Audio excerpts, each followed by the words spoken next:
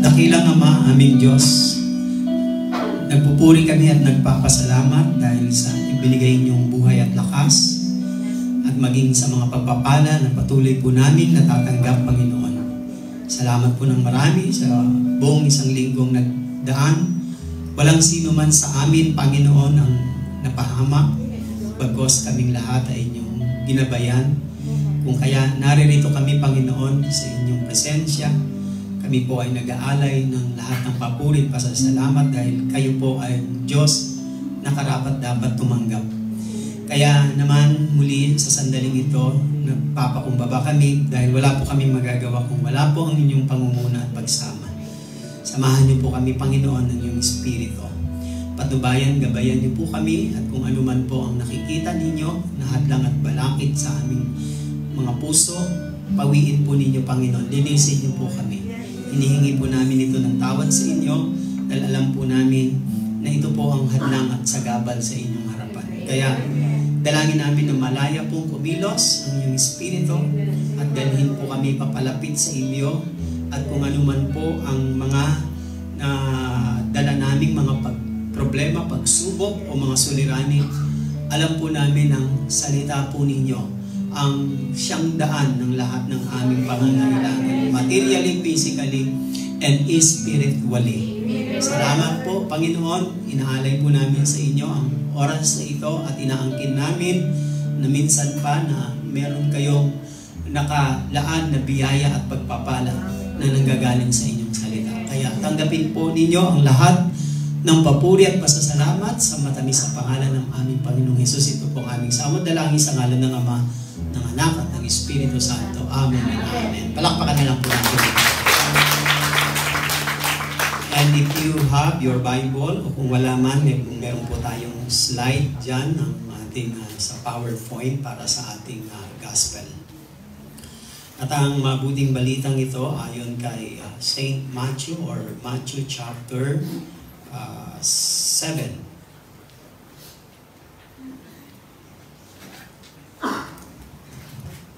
Matthew chapter 7, unahin natin sa English version and then kasunod naman ito ay ang Tagalog version para maunawaan natin ng lubos. Okay, simulan natin sa may verse 24. Ganito ang nakasulat.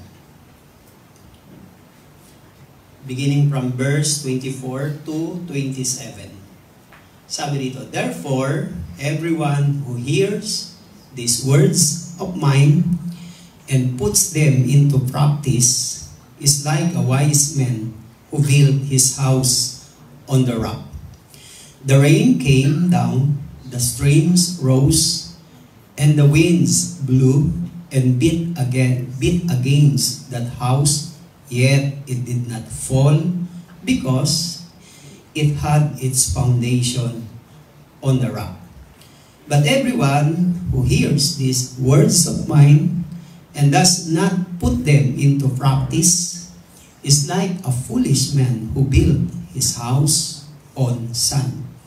The rain came down, the streams rose, and the winds blew and beat against that house, and it fell with a great crash. Sa Tagalog, ganito ang sinasabi, kaya ang bawat nakikinig at nagsasagawa ng mga salita kong ito ay maitutulad sa isang taong matalino na nagtayo ng kanyang bahay na ang pundasyon ay bato. Umulan ng malakas, bumaha at binagyo ng malakas na hangin ang bahay na iyon, ngunit hindi nag-iba sapagkat nakatayo iyon sa bato. Ang bawat nakikinig ng aking mga salita, ngunit hindi naman nagsasagawa ng mga aral na ito, ay maitutulad naman sa isang taong hangal na nagtayo ng kanyang bahay sa may buhanginan. Umulan ng malakas, bumaha at binayo ng malakas na hangin ang bahay. Ito'y bumagsak at lubusang nawasak. Ating purihin, pasalamatan natin muli ang Panginoon sa kanyang mga ginagawa. You may be seated, brothers and sisters. At Maganda po ang ating pong weather ngayon. Amen. Ulan. Medyo mahirap lang lumabas, pero hindi naman tayo na-irritate sa init. Diba? Mahirap lang. Hindi ka lang makakaporma talaga. Pero ganun pa man is, ang pinakamaganda is yung araw na ito ay araw na kung saan ay in-offer natin sa Panginoon. Diba? The best thing that ever happens in our lives is encountering God. Yung lagi natin siyang may encounter. Because life is nonsense kapag hindi po natin na-encounter ang Diyos.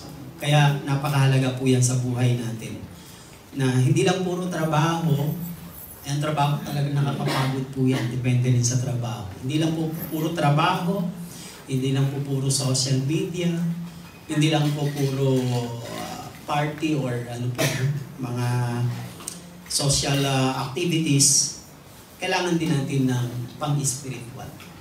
Kasi lumalakas po tayo, tumatatag tayo, hindi dahil sa mga material o mga activity natin sa social.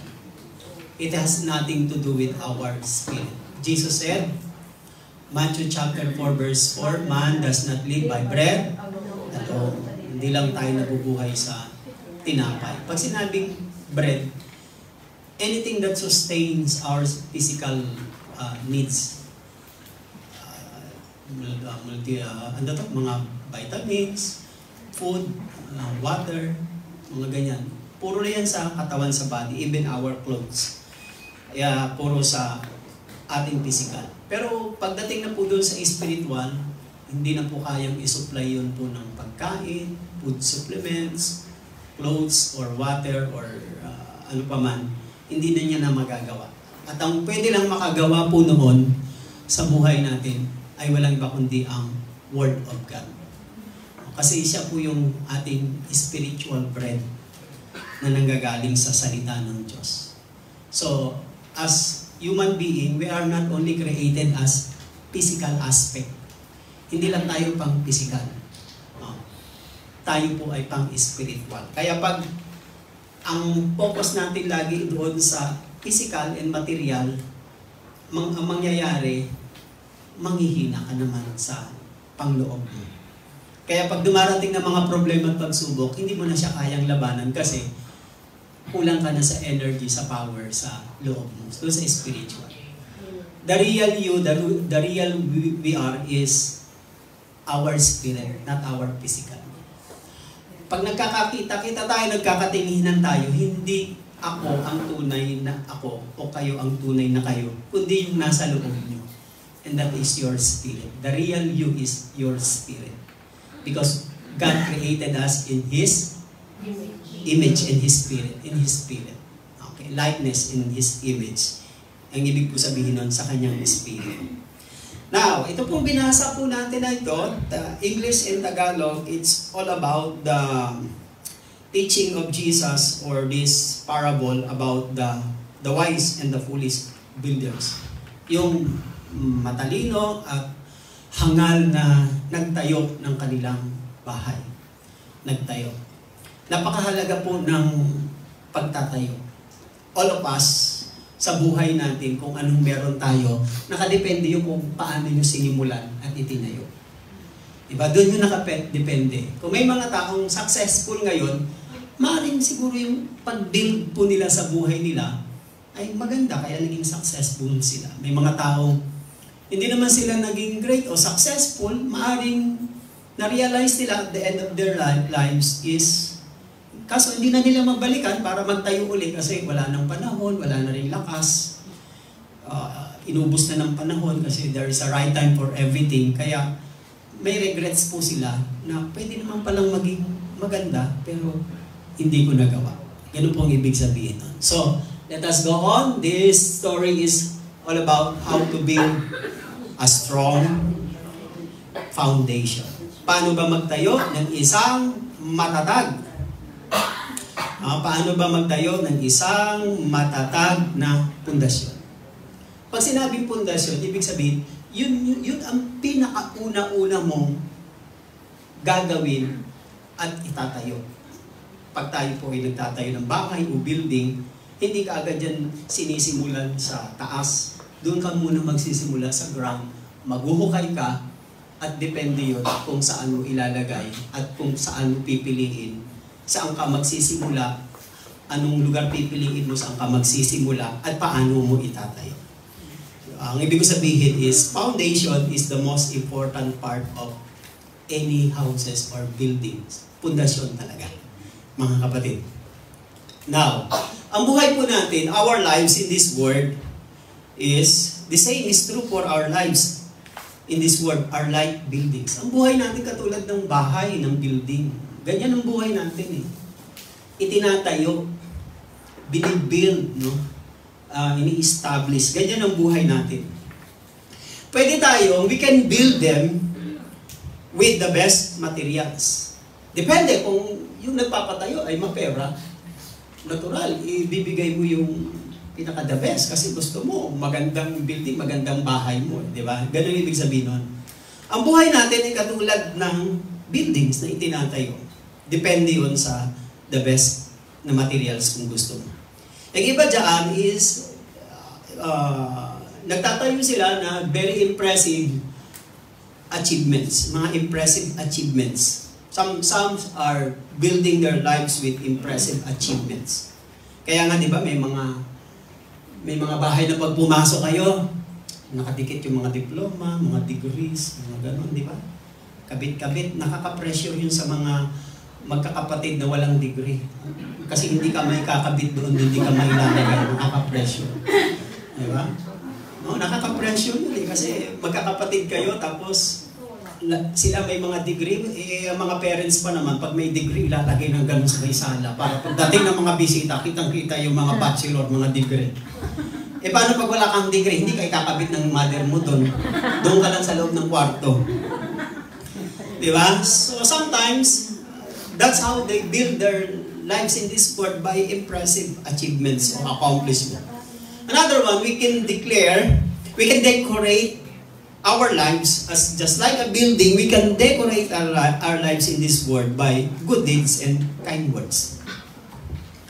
Depende yan. Halimbawa, pag inumpisahan mo ang buhay mo ng maganda, basta dire-diretso lang, huwag kang hihinto, huwag kang titigil, magandang resulta. Pag good seed, good harvest of crops. Ganun yun eh. Hindi naman pwedeng nagtanim ka ng pangit, ang bubunga ay maganda, di ba? Hindi naman pwede. Pag maganda ang itinanim mo, maganda rin yung aanihin mo. Kasi ano yun eh, laws kasi yun eh. What you sow is what you reap. Pag ano yung tinanim mo, hindi na aanihin mo. Hindi yan alam ng ibang mga tao kung bakit sila nagsasuffer. Depende kung ano tinanim mo. Diba? Pero hindi nangangahulugan. Pag mabuti lagi ang tinatanim mo at ginagawa mo, puro good deeds, hindi nangangahulugan. Walang darating sa buhay mo ng mga trials. Meron pa rin. Meron pa rin. Bakit? Tao ka pa eh. Pag naging bato ka na, yan, siguro palagay ko, hindi ka na masasaktan. Kaso tao ka pa eh. Malayo pa, matagal pa maging bato. Diba, mga kapatid? Yun po ang ibig sabihin nun. So, our lives are like buildings. Kaya, we can build them by, yun nga, good or bad. Depende na po yun sa atin. It is not upon the Lord. Hindi po galing yan sa Panginoon.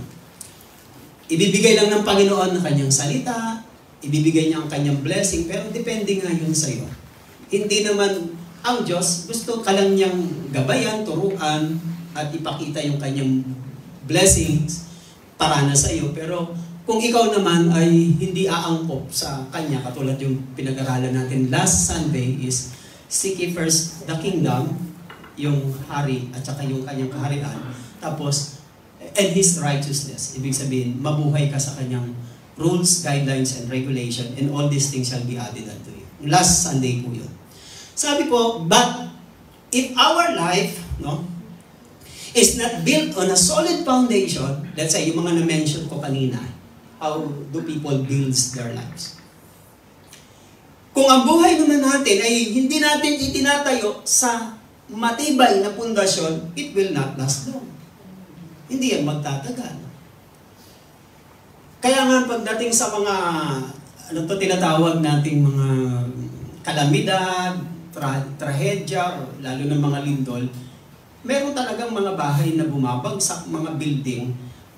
Ang problema nun, siguro ay yung pundasyon. Bakit yung iba hindi bumabagsak?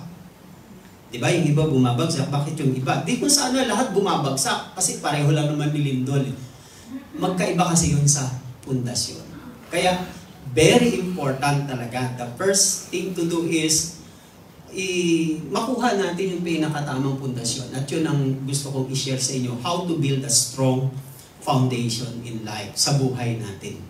Hindi talaga magtatagal. Ang nagtatagal lang, yung maganda lang ang kanilang pagtayo. Pag-umpisa, pagkatayo, at saan nila itinayo, paano sila pumili ng tatayuan. Nakuha niyo po point ko? Amen. Palakpakan natin ng Lord. Si Jesus, in-introduce niya dito sa atin, ito sa kwentong ito, in this story, the two different men who built their houses. Yun po ang kwento, dalawang tao na nagtayo ng kanilang bahay. Meron silang similarity and contrast or difference. Meron. Dalawa kasi ito eh. Dito sa dalawang builder na ito, pinapakita ni Jesus which of them is na nagtayo ng tama at totoo at matatag. At yung isa, bumagsak, hindi nagtagal, naglaho ang kanyang bahay. Unahin muna natin yung kanilang similarity kasi meron silang similarity dalawa. Unahin natin. Una, they live in the same place or community. Ang tinitirahan nila, pareho lang na municipal or city or basta place. They are living in the same locality or community. Pareho silang nandoon, hindi sila magkalayo. Probably pareho rin siguro ang kanilang citizenship nito. Kasi pareho silang nakikinig ng salita ni Jesus. Another one, ng kanilang similarity, they heard the same word of instruction. Pareho silang nakarinig. Kaya sabi ni Jesus, ang nakikinig ng mga salita kong ito at nagsasagawa ay matutulad sa ganito. At ang hindi naman nakikinig tapos hindi naman nagsasagawa ay matutulad din sa ganito. Ibig sabihin, pareho silang nakapakinig ng mga salita at instruction. Sa gawain ng Panginoon, di ba? Lahat naman ng nagsisimba, umaattend, nakakapakinig naman ng Word of God eh. Kung pareho nakakapakinig ng Word of God, pero hindi naman pareho naman ang kanilang pamumuhay. Yung lifestyle, hindi nagiging pareho, pero pareho nakapakinig.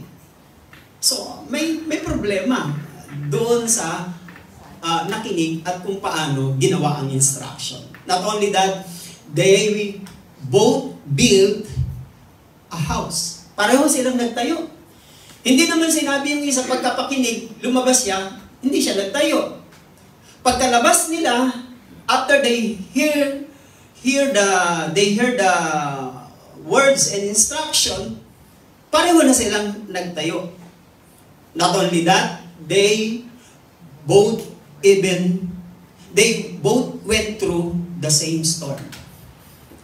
Sa pagtayo nila ng kanilang bahay, parehong dinaanan ng bagyo, baha, malakas na hangin, storm or baha, flood, and wind.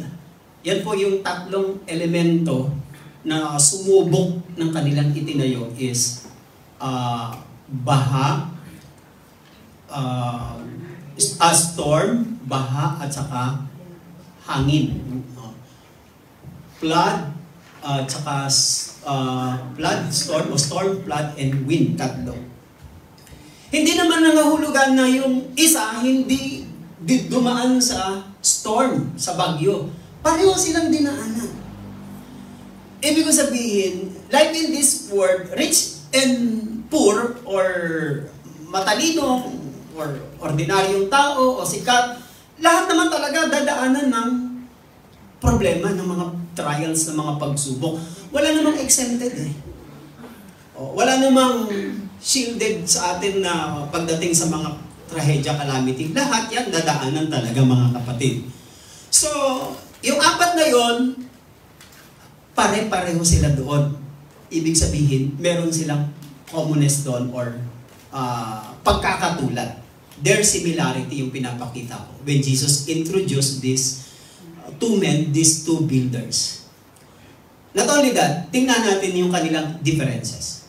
Yung kanilang difference. First, their difference is they different in following words instruction. Doon na sila nagkaiba. Pareho silang dumalo at nakapakinig ng instruction, pero hindi pareho ang kanilang pag-apply, pagsunod sa instruction. Tingnan niyo yung mga parents. Isa lang naman ang instruction sa mga anak eh. Nabansin niyo, isa lang naman. Pag ina-address niya yung kanyang mga anak, o mga anak, makinig kayo ha, ayoko ng ganito, ganyan, maaga umuwi, magseryoso sa pag-aaral, wag mo nang mag-boyfriend, wag mo nang mag-girlfriend, no? Yung mga ganon. Pero, paglabas ng ating mga anak, hindi pare-pareho eh.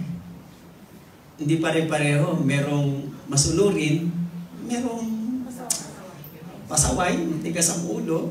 Di ba? Ganun talaga eh, hindi pare-pareho. Doon na po sila hindi nagkaiba. Kanina, ang dami nilang pagkakatulad. Ngayon, hindi na sila magkatulad sa isang bagay pagdating sa obeying or following the words and instruction. Not only that, they build, pangalawang difference, they build their house differently. Bakit magkaiba? Yung isa, tinawag ni Jesus na matalino kasi pagkarinig niya ng salita at paglabas niya ng kanyang sinunod, doon siya nagtayo sa batuhan.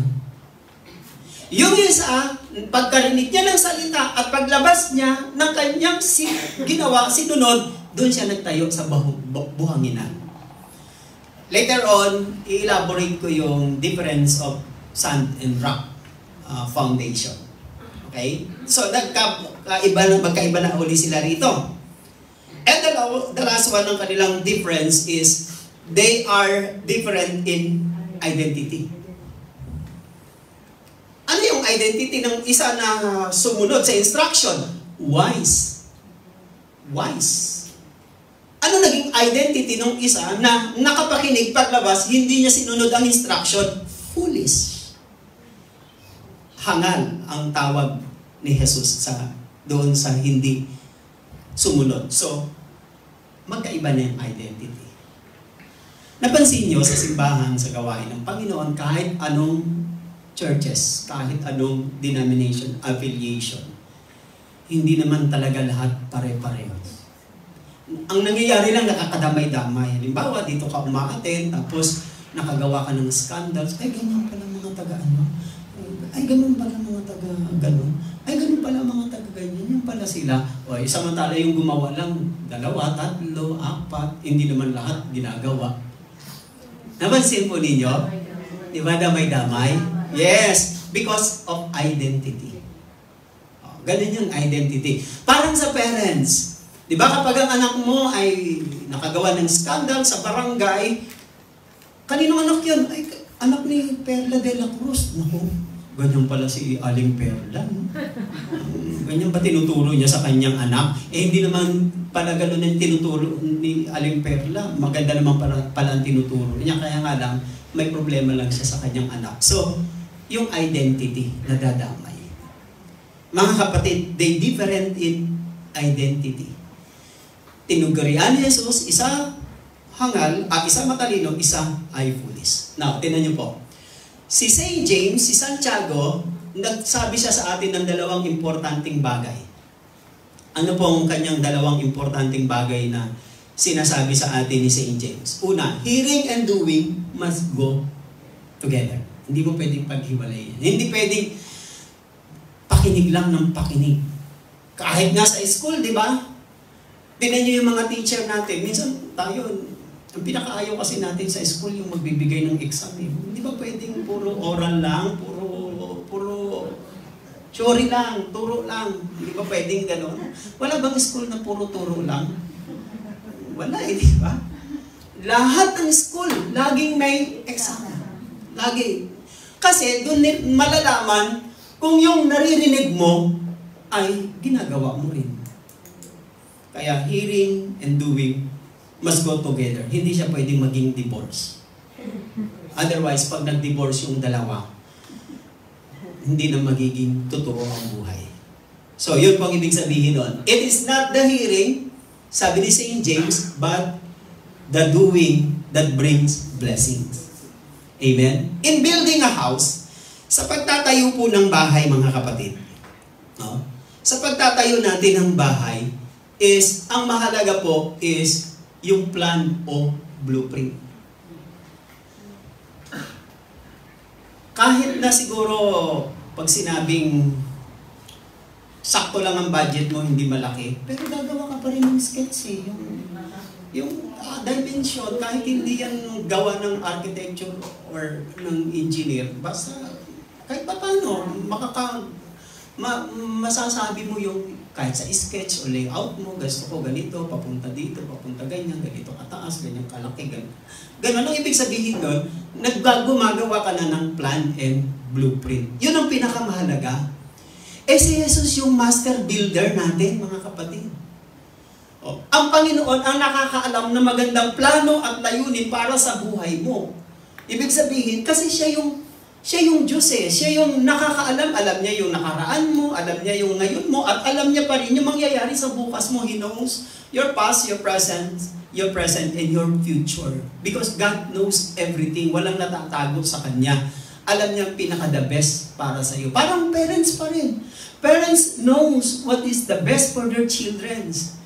Sa early stage ng mga anak natin, hindi nila alam yun. Kaya kung minsan, hindi nila tayo maunawaan, maintindihan sa pagdala natin sa kanila. Kasi hindi nga nila naiintindihan. Pag naging parents sila, doon nila marirealize, tama pala si mama, tama pala si papa. Kung sinunod ko lang sila, hindi ko sinunod yung puso ko. Sana, di ba? Mga ganun eh, di ba? But it's not too late, mga kapatid. Na-adjust naman po ang lahat ng bagay pag dumating na. So, Jesus is our master builder. Siya po ang pinakamahusay na arkitekto, inhinyero ng buhay natin. Amen? Palakpakan natin ng Panginoon. Bakit nagdoble yung tinay ko? Nagkagulo-gulo na. Bakit nagdalawa yan? So, sabi ni Jesus sa Matthew 7 verse 24 and 27, therefore, everyone who hears these words of mine and puts them into practice is like a wise man. Nakita po ninyo, dinescribe ni Jesus, inuulit ko. Wise man, tinawag na wise man. Ang wise man, yung ibig sabihin yan, kinuha ko yung meaning, means sensible. If you are wise, you are sensible. Pag sinabing sensible, from the word sense, yung marunong kang dumamam, yung tama, yung matino ka. Kasi pag wala ka sa katinuan, nonsense ka. O hindi ka sensible. Diba? Pag sinabing sensible, maayos ka, matino ka. Hindi ka paloko-loko. O hindi loko-loko, parang ganun ang ibig sabihin doon. To be thoughtful. Diba? Bakit napunta doon? Thoughtful. Pag sinabing thoughtful, di ba pag thoughtful ka, yung maalalahanin ka, pero hindi lang maalalahanin yun eh, yung pag sinabing thoughtful, maingat. Tama? You're very thoughtful. Maingat ka. Ayaw mong magkamali. Ang mga taong matatalino, thoughtful yan sila. Hindi yan sila basta pasok ng pasok, bira ng bira, tira ng tira. Kaya nga thoughtful eh. Maingat. Yan ang mga wise na pinapakita ko sa inyo na katangian dyan. Wise, sinabi ni Jesus dun sa Matthew 24 nga. Not only that is understanding. Ayan, madaling unawain yan. Nakakaunawa. Ang mga matalino nakakaunawa.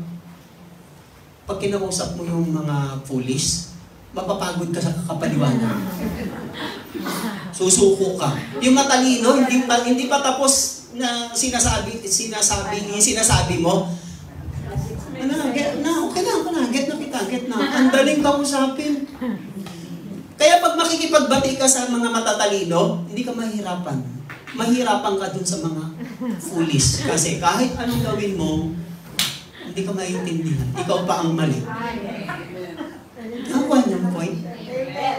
Ang sarap i-handle ng mga wise men, mga matatalino. Alam nyo ba kung bakit? Kasi ang dali nilang makaintindi. You don't need to go to seminary, just to become a wise. Hindi mo kailangan ng, excuse me po, hindi ko sinasadya ng medyo na dulas lang. Or university, kailangan natin ng school eh. Kailangan natin ng seminars. Kailangan natin yan eh. Pero, kung lahat ng tao ay dumaan sa university, dumaan sa colleges, dumaan sa mga seminars, etc., di sana lahat ng tao ang tatalino. Yung iba nga degree holder eh. Pero saan napunta? Sa tambay. Saan napunta? Naging kargador. O, diba? Pero dumaan sila doon sa university. Sa bansa Pilipinas, hindi naman lahat po ng may degree courses, maganda ang buhay. Karamihan sa atin, sa bansa natin, mga mayayaman, hindi naman sila degree holder, pero may talino kasi. Yun ang ibig sabihin nun, ha, mga kapatid. Not only that, is prudent.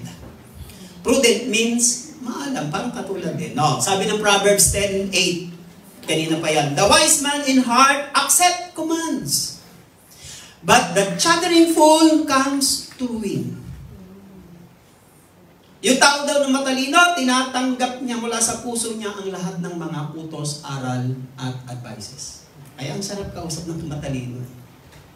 Diba? But a chattering fool comes to ruin, ay mapapahamak, buwabagsak. And Matthew 7 verse 26, but everyone who hears these words of mine and does not put them into practice is like a foolish man who built his house on sand. Pangalawa, foolish man. Tinignan ko yung salitang foolish doon sa dictionary ng Greek.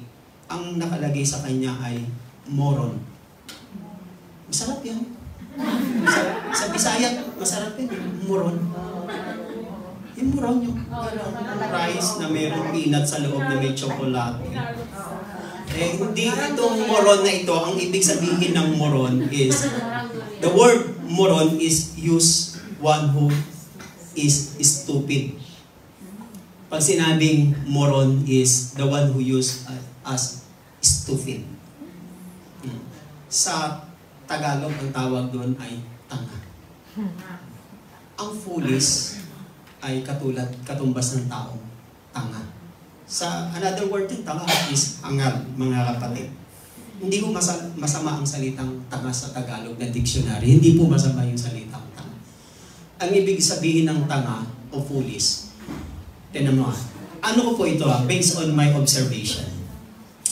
Yung foolish, hindi nangangahulugan, wala siyang alam. May alam siya. Ayaw niya lang gawin. Di ba? Alam mo, madumi. Dalinisin mo. Di ba?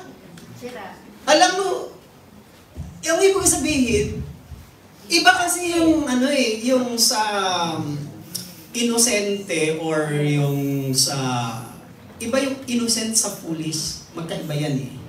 Iba rin yung bobo sa foolish, magkaiba yun eh. Pero yung foolish, hindi nangangahulugan, wala siyang kakayanan, wala siyang alam, meron siya, kaya nga lang, ayaw niya lang talagang gawin. Napakatanga, hindi.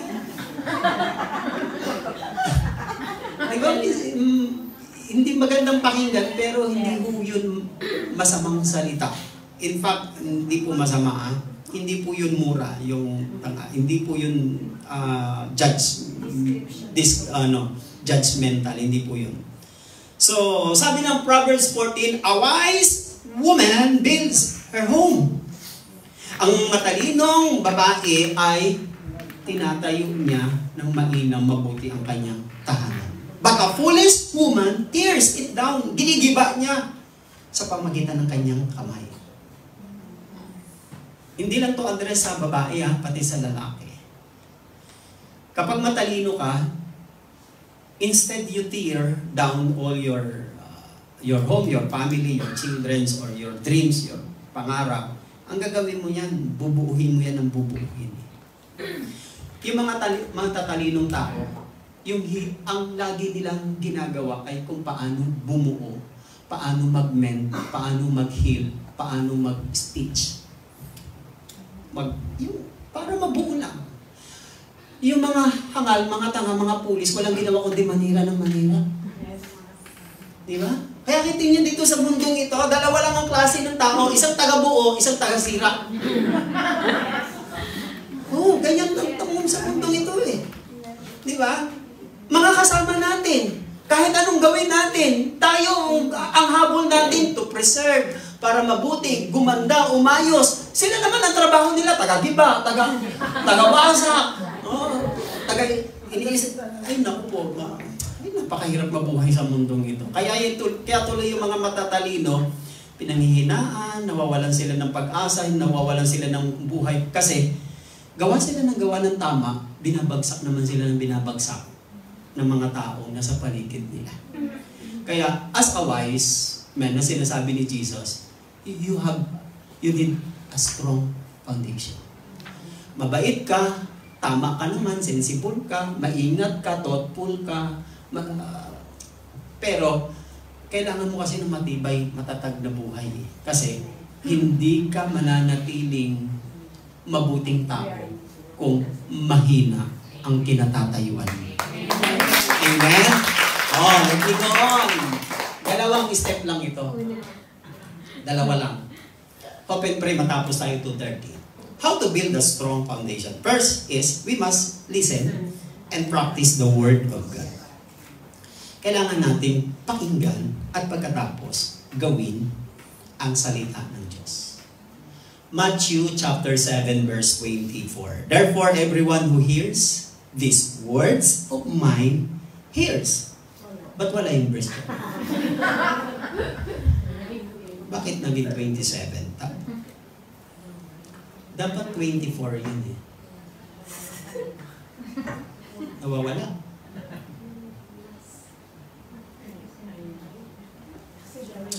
Hallelujah. Dito na lang kayo to sa verse na sasabihin ko. Mali. Hindi kasi ako expert sa paggawa ng slide. Kaya inaabot ako ng alas 12, alauna. Hindi kasi ako expert. Matyaga lang talaga ako mga kapatid. Hindi ako kasi technique na tao. Matthew 7:24, therefore everyone who hears these words of mine and puts them into practice is like a wise man who builds his house on the rock. Yun ang sabi ng Panginoon. Now, pansin niyo, the first man na sinabi dito ni Jesus is yung nakikinig ng aking mga salita at nagsasagawa ng mga ito ay matutulad sa isang tao na nagtayo ng kanyang bahay doon sa batuan. The first man is a believer. The word who hears. The first man is the believer, the word who hears. Yung salitang hears doon sa Matthew 24 chapter 7 verse 24, ang sabi doon, ang nakikinig. Ang pananampalataya, faith comes by hearing. Sabi ng Romans 10:17. Hindi ka magkakaroon ng faith kung hindi mo muna papakinggan ang salita ng Diyos. Pag nakapakinig ka ng salita ng Diyos, magpuproduce yun ng faith. Kaya yung mga tao nakakapakinig ng salita ng Diyos, nagkakaroon na sila ng faith sa Diyos. Pero hanggat di ka nakakarinig ng salita ng Diyos, hindi ka magkakaroon ng true faith sa Kanya. Yung biblical faith, kasi hindi lahat ng tao ay mayroong biblical faith. Pag sinabing biblical faith is the description of God ng faith sa Bible. Kasi ang faith kasi, naniniwala ka kahit hindi mo nakikita. Ang Diyos hindi kasi nakikita, pero naniniwala ka sa Kanya. And that is a biblical faith. Kasi yung tao sa labas, naniniwala, basta makita. Diba? Kaya may words na to see is to believe. Yan. Diyan, magkakaroon ako ng paniniwala, ng faith. Pakita mo muna sa akin. Pero kung hindi mo papakita, never. Parang gano'n. Sa biblical, you have to believe first before you can see. Yun po ang ibig sabihin nun. So, it is not enough, sabi ng James 1, verse 22 and 25. It is not enough to hear the word, we must do it. Nagiging strong ka, nagiging matatag ka, once na pinapakinggan mo at ginagawa mo. Kaya, Sinabi ko na sa inyo kanina, hearing and doing must go together. Hindi pwedeng hearing lang. At hindi ka rin makakagawa kung wala kang narinig. Diba? How can you apply the good foundation of your life kung wala ka namang basis at wala ka namang napakinggan na galing sa salita ng Diyos? Diba? Kaya combination talaga, magkakumbine talaga itong dalawang ito. Now, let me read to you James, Santiago chapter 1 verse 22 to 25. But don't just listen to God's word. Wag lang daw pakinggan ang salita ng Diyos. You must do what it says. Si Santiago ito. Otherwise, you are only fooling yourselves. Kaya napansin nyo na kanina, di ba? Ang nakikinig pero hindi ginagawa ang tawag hangal pulis. Mga kapatid, alam niyo po ba ang pinaka-worst na sa buhay ng tao? Yung sarili mo, niloloko mo na. Diba? Ang alam ko, ang tamang panloloko, lolokohin mo yung iba, pero yung sarili mo, lolokohin mo. Napakahirap kaya lokohin ang sarili mo. Nagawa nyo na ba yung sarili mo, niloko nyo isang araw? Ako minsan, malapit ko ng lokohin sarili mo. Alam niyo kung bakit? Sa isang linggong maghapon ako lang lagi isaplat, parang gusto ko nang bulagain yung sarili ko. Parang gusto ko nang asahin eh. Nawawala lang yan pag lumalabas ako, lakad-lakad, punta dito, ganyan, tingin-tingin dito. Pagbalik uli yan sa plat, iinog lang yung buhay kong ganyan. Pag may umaakyat lang ng Sabado, pag mayroon tayong prayer change, at saka intercessory prayer, at saka Sunday, yan, medyo umiiba ng ano. Pero pag ako na lang po niyan, minsan parang gusto ko nang lokohin sarili ko, mag-enjoy lang ako eh. O, tingnan nyo, balikan natin. For if you listen to the word and don't obey, it is like glancing at your face in a mirror. Tignan ninyo ha, hinighlights ko na yan. Verse 24, you see yourself, walk away and forget what you look like. Sabi ni St. James, verse 25, but if you look carefully into the perfect law that sets you free, pag tiningnan mo, mainam talaga ang kautusan ng Diyos na nagpapalaya, if you do what it says, tapos ginawa mo yung sinasabi ng salita ng Diyos, and don't forget what you heard, then God will bless you for doing it. Anong ibig sabihin ni James dyan? Ang ibig niya sabihin dyan sa verse 23, may mga taong ang kanilang pagkakamali ganito. Pagkakamali saan? Verse 23, nakalagay dyan, they merely glance at themselves. Ang salita kasi ng Diyos parang mirror yan eh. Walang tao na walang salamin. Believe me, kahit mga lalaki, gumagamit din kami ng salamin. Bakit? Paano mo makikita kung okay yung buhok mo? Nasa tama ba yung bangs mo? Tapos, yung eyebrow mo, baka hindi balance. Yung isa, lagpas ng konti, yung isa maiksi. Makapal yung isa, manipis yung isa. Pati sa lipstick. Pati sa pagdadamit. Inaano din natin yan. Kailangan kasi natin ng mirror. Believe me, sa bansa natin, kahit barong-barong yung bahay, makikita ka na may nakabasag na salamin, nakasiksik sa ganyan sa gilid, pinagtsatsagaan yung, kailangan pa rin eh. Oo.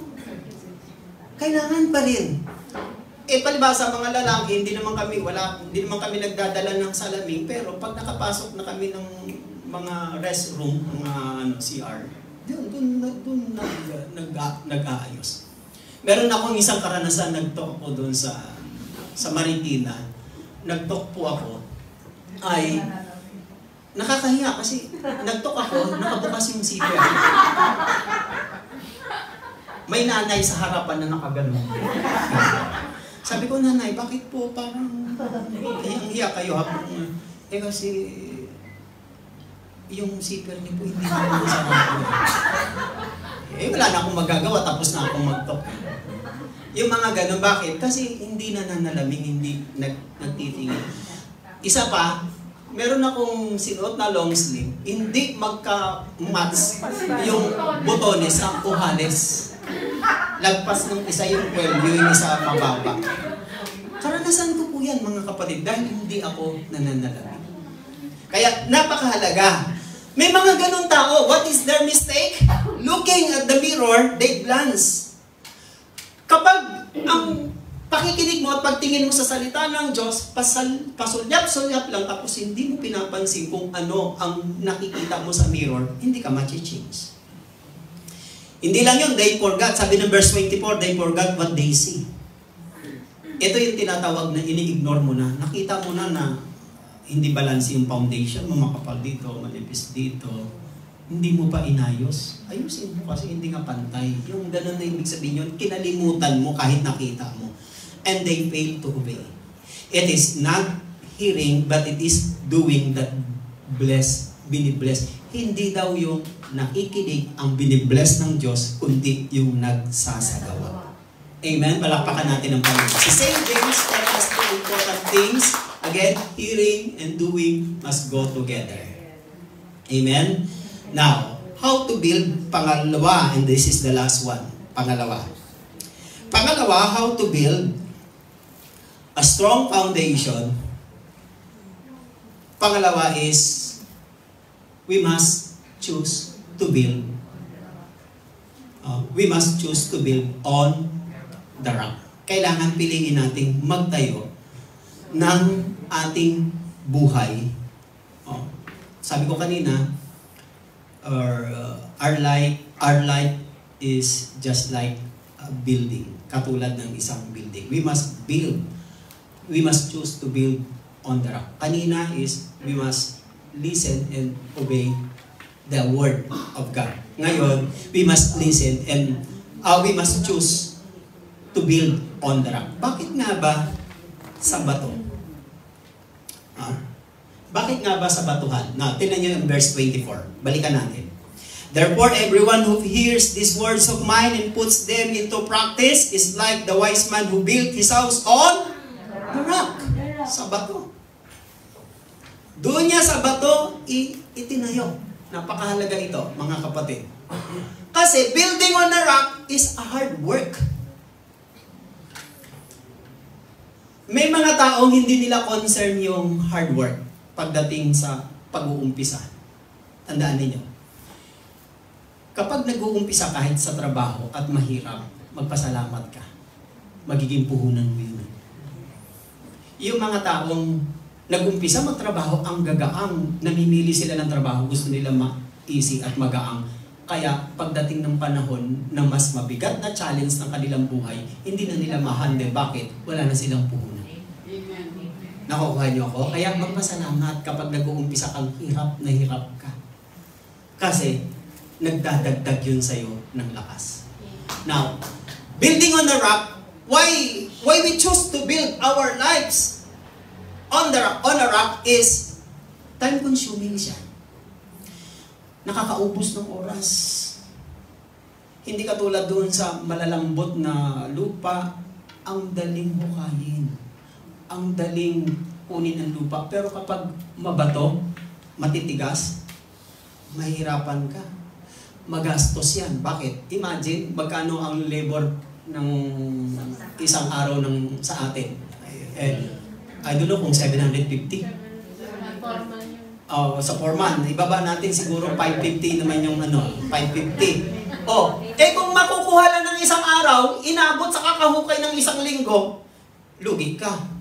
Nakakaubos. Time consuming. Another one is a lot of effort to do. Ang dami pong pang gagawin. Kaya kita ninyo, Hindi lang yan. The price of strong foundation is high. Napakataas ng presyo ng pag ikaw ay magtatayo sa pundasyon.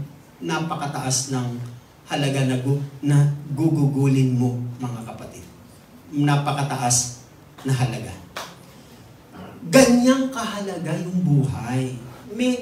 Merong kang pagdadaanan talaga na trials. I remember si King David. Sabi ni David sa Psalm 40 verse 1 and 2, I waited patiently for the Lord. Ang tagal niyang nagtiyagang naghintay sa Panginoon, and He turned to me and heard my cry. How many years? Inanoint na siya na maging hari, pero naghintay pa siya ng more than 25 years para makaupo bilang hari. Bakit? Ayaw bumitaw ni Haring Saul, yun the first king of Israel. Gusto siyang ipapatay. Kaya naging fugitive siya, nagtago-tago siya sa mga gubat, sa mga kabundukan, dahil ipapatay siya ng unang hari. Siya na ang inappoint ng Diyos na maging hari. Kaya sabi niya, I waited the Lord patiently, and now He answered me. He heard my cry. Ipinagpalagay niya sa verse 2, pag binasa natin ang verse 2, He lifted me out of the slimy pit and out of the mud and mire. Ang ibig po sabihin niyan, yung problema, trials ni David na napakahaba na hinintay niya at sinagot siya ng Diyos ay katulad daw ng isang kumunoy o burak. Sino po sa inyo nakaranas ng malubog sa kumunoy? Meron ba ditong nakaranas? Ako nakaranas. Kasi nung bata ako, gala ako gala. Sa ligo-ligo namin sa mga ilog-ilog, nakaapak ako ng burak. Ang ginawa ng kaibigan ko, dahil nahirap akong hilain, ang ginawa ay binatukan ako ng malakas ng gano'n. Ay tinatanggal ako dun sa burak. Binatukan ako dito sa batok. Hindi ko alam, naahon naman yung pa ako sa burak. Ang hirap. Parang gano'n ang description ng kanyang trials. Out of the mud and mire, He set my feet on a rock and gave me a firm place to stand. Si David dito, tinan po ninyo. Yung problema niya ay katulad ng kumunoy o burak. Ang hirap umahon. Pag nakapanood kayo ng movie, pag yung mga na ano sa kumunoy, ang kailangan dyan sa pag ikaw ay nakaranas ng kumunoy, huwag kang gagalaw kasi the more na gumalaw ka, lulubog ka. Ganun ang kumunoy, ganun ang burak. Sabi ni David, and He set my feet on a rock. Inilagay niya yung aking paa sa bato. Napansin po ninyo? Parang ganito, demonstrate ko. Pag nakatungtong ka sa putik, ano ang tendency? Lumulubog ka sa putik. Pag nakatungtong ka sa bato, anong tendency? Steady lang. Hindi lumulubog pag nakatungtong sa bato. Yan ang ibig ko sabihin. Pag ang buhay natin nakatungtong sa Diyos, nakatungtong sa Panginoon, hindi ka lulubog. Kasi tama itutungtungin mo eh. Gawin natin pundasyon ang Diyos sa buhay natin. Mag-uumpisa ka mag-abroad, huwag kang ma-excite. Pag mag-uumpisa ka mag-abroad, unahin mo ang Diyos. Pagdating mo sa abroad, hanapin mo ang simbahan, hanapin mo kung saan may prayer meeting, may gawain. Yun ang itayo mo. Bakit? Para hindi ka lumubog. Amen ba? Yes.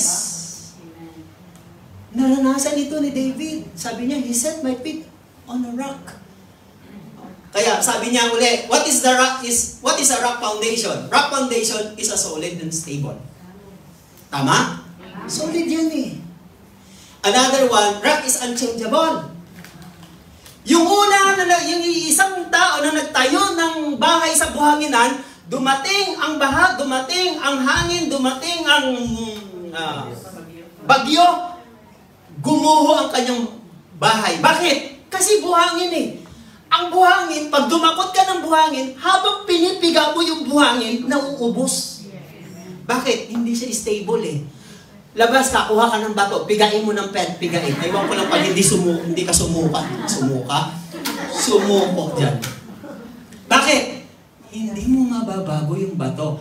Sand is changeable, but rock is solid, unchangeable. Hindi nagbabago.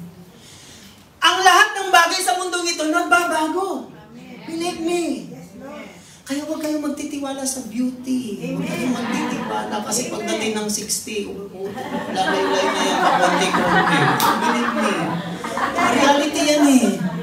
Huwag kayong magtitiwala sa trabaho. Ang trabaho hindi yan panghabang buhay. May nauunang may tumatagal, merong hindi, may pinapala, merong hindi. Huwag rin kayong magtitiwala sa mga kaibigan. Bakit? Hindi lahat ng kaibigan nyo faithful sa inyo. Kung minsan, ang pagbagsak natin, yung galing sa kaibigan natin, kaya tayo bumabagsak. Bakit? Kasi changeable na eh. Hindi ko naman sinabing siraan yung mga kaibigan nyo. Ang ibig ko sabihin, Hindi kayo makakapagtiwala sa kaibigan ninyo na isang araw na hindi siya magbabago. Dapat ready kayo. Para hindi kayo bumagsak, mawala ng pag-asa, mapanghinaan, asahan na ninyo kung sino yung pinakamalapit at pinaka-close sa'yo, isang araw at dadating ng panahon, magbabago yun para hindi ka nang masaktan. Pag dumating yun, sabi mo, ito na nga pala yun. At least na-advance ka na. Most of our disappointment is we expect that our friends, yung mga kaano natin, ay magiging tapat sa atin, magiging mabait din, katulad nating mabait sa kanila. Kaso, changeable nga eh.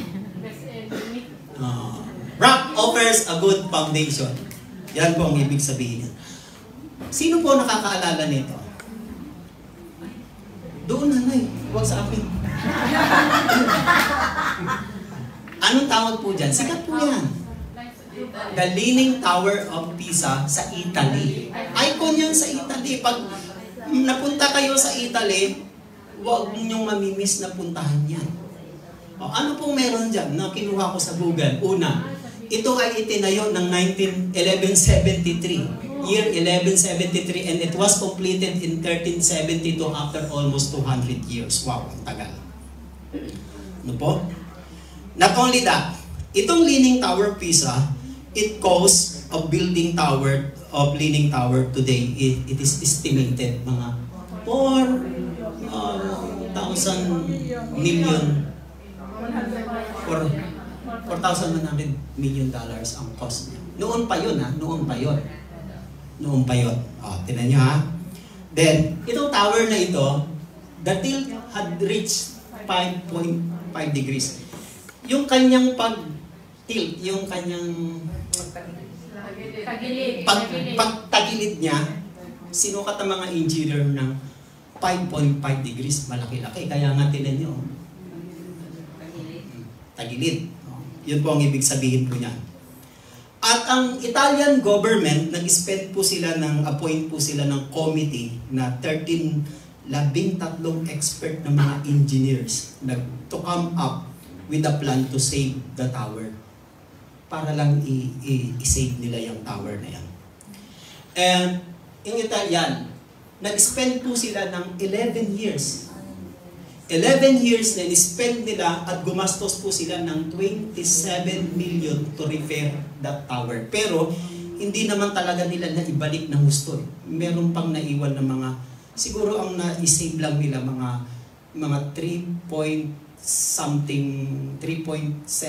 degrees lang from 0.5 degrees. Yun lang ang na-save nila. At ito ay nabuksan noong December 15, 2001, inopen nila yung Pisa, Leaning Tower of Pisa, no? Inopen nila ng 2001 ng December 15. Pero nag-spend po sila ng almost 27 million. Kaya nakita ninyo, magmula lang doon sa 4,100, naging 27 million ang na-spend po nila, nadagdag. Very costly rin po. At saka, almost mahabang taon na ginugol nila para lang maibalik. Pero hindi pa rin nila naibalik. Bakit? Alam niyo problema ba tumagalid yan? Dahil sa mahina ang pundasyon. Hindi lang mahina ang pundasyon, yung pinaglagyan pa nila ay yung faulty. Yung nasa fault line na yung ano. Alam niyo ba, ang mga challenge ng engineering ngayon, katulad sa Taipei, kung saan nila itinayo yung 101, yung Taipei, challenge siya ng mga engineer, doon nila itinayo sa kung saan doon malakas ang lindol. Doon nila itinayo, prenob nila. At dahil sa mga bagong teknolohiya, pag lumilindol, hindi natutumba ang tumatagilid o nawawala sa shape ang Taipei 101, mga kapatid. At napunta po ako dyan sa Taipei. Kasi yung anak ko, eldest ko dyan, nagtrabaho. Pero wala na, hindi for good na siya, matagal na po yung mga 3 years ago na. Nang 50th birthday ng sister wife ko, in-invite kami ni eldest doon. Tapos sabi ko, ito na pagkakataon ko na makakaakyat ako sa 101. Yung sister wife ko, takot sa heights. So, hanggang doon lang kami sa baba, tingin lang ako ng tingin. Umuwi ako sa Pilipinas na malungkot. Bakit? Kasi yun ang gusto ko magpuntahan ng tuktok eh. O, di ba? Now, mga kapatid, what's wrong with this building? Because of the foundation. Imagine, put it into our lives. Mas malalaki ang mga damage na nire-repair natin kapag mali ang nagagawa natin sa pagtatayo. Mas malalaki ang masisave natin kung doon pa lang sa pagtatayo natin, iniigihan na natin, inaayos na natin. What is the principle? The principle is, you cannot go high unless you go deeper. Sa engineering, kasi hindi po engineer ang course ko eh. Nag-aral po ako ng architecture sa TIP, kaya po Arlege. Si Kuya Encio, alam niya ang concept niyan eh. Nung ako po ay nasa second year pa lang kami sa subject naming design, ang sabi ng aming professor, the most important part of the building is the foundation. Oo, sa pundasyon talaga. Alam niyo ba kung bakit sa Hong Kong matitibay ang building doon? Kasi Hong Kong is a rock city. Rock city yan eh. Sa Malaysia, ang liliit lang ng mga poste ng building nila, 10 floor, ang liliit lang ng mga poste ng building nila. Parang mas malalaki pang hita nyo eh. Paano kasi? Paano kasi yung Malaysia? Hindi naman nililindol. Sa Japan, ang lahat ng mga bagong technology ng building ngayon, nakadesign na yun para sa earthquake. May tolerance na po yun sa earthquake. My point is, ganito, hindi ka pwedeng lumago o masenso, hindi ka pwedeng mag-improve at maging strong sa lahat ng trials ng buhay kung may problema ka sa pundasyon. Amen, mga kapatid. Don't build your life on the sand foundation. Just don't build your life on the sand foundation. Wag. Bakit? Madi-disappoint ka lang. Sand is unstable, unchangeable, and sand is fragile. Marupok. Hindi mo mapapagkatiwalaan. Sabi ni Stand on the Rock. Sabi ni David. No? Sabi ni David sa Psalms 18. Nawala yata yung ano ko. Sabi ni David sa Psalms 18, O Panginoon, aking kalakasan, Psalm 18 verse 2 and 3. Bakit kaya nawala? Tinype ko yun eh. Psalms 18:2-3, sabi ganun, O Panginoon, aking kalakasan, iniibig kitang tunay, si Yahweh ang batong di magigiba. Matitinag o magigiba. Naalala niyo yung kanta, si Yahweh ang santiga, di magigiba. Huwag ganun-ganun pa tayo. Mga pasangkal-sangkal pa tayong ganun, di ba? Hindi magigiba kasi tatag na ang pabuntukan, di magigiba. Doon galing yun. Tapos yung kinanta natin kanina, yung dinugtong sa mga pangako mo. Sabi ng verse 3, sa iyo, Yahweh, ako'y tumatawag, sa mga kaaway ay iligtas. Purihin si Yahweh. Sabi niya, matibay kong muog. Verse 2, matibay kong muog at tagapagligtas. Ang Diyos ang sa akin nag-iingat. Itong sinasabi ni David, sabi niya, Blessed O you, O Lord, our rock, our refuge, our rock, a strong tower. Yun ang ibig niyang sabihin. Si David, pinapakita niya na ang buhay niya ay nasa Panginoon na siyang nagbibigay sa kanya ng katatagan. Amen? Bago tayo tumayo, who or what is the foundation for your life? Magandang meditate yan. Pangalawa is, who or what are you building on? Pangatlo, isang pag-meditate natin. Are you building your life on the solid rock or of the Word of God? Doon mo ba itinatayo?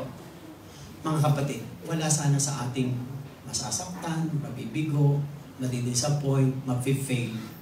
Hindi man tayo kasing ramya at kasing husay kang kagagaling ng ibang tao.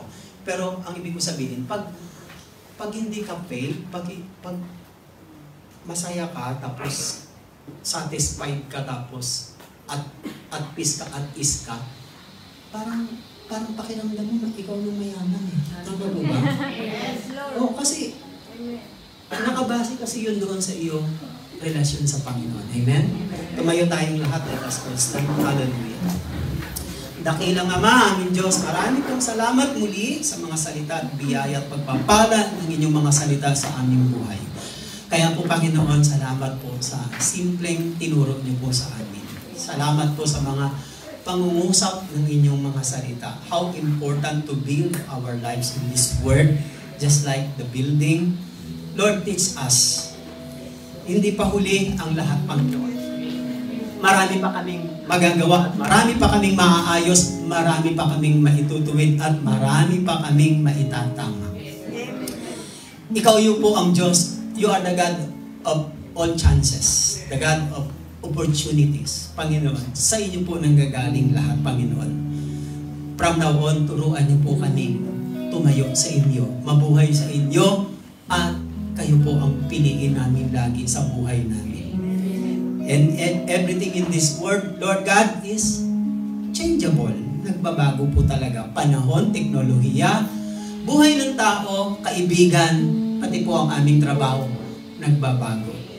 Salamat po sa kabila ng aming mundo na nakapaligid sa amin ay mga changeable. Maraming salamat dahil kayo po pala ay unchangeable. Salamat, Panginoon. Samahan niyo lang po kami sa lahat ng aming lakad, sa lahat ng aming dalangin, lahat ng aming gusto, lahat ng aming hangarin. Samahan niyo lang po kami, Panginoon. Sapat na po yun para kami maging matatag at magkaroon ng isang magandang pundasyon at magandang buhay. Pagpalain niyo po lahat ng aming prayer request, lahat po ng aming handog kaloob, pati po lahat ng aming mga kahilingan sa aming trabaho, sa aming employer, pati sa aming buong pamilya. Ito po ang aming samot na langin sa pangalan ni Jesus, sa ngalan ng Ama, ng Anak at ng Espiritu Santo. Amen and amen.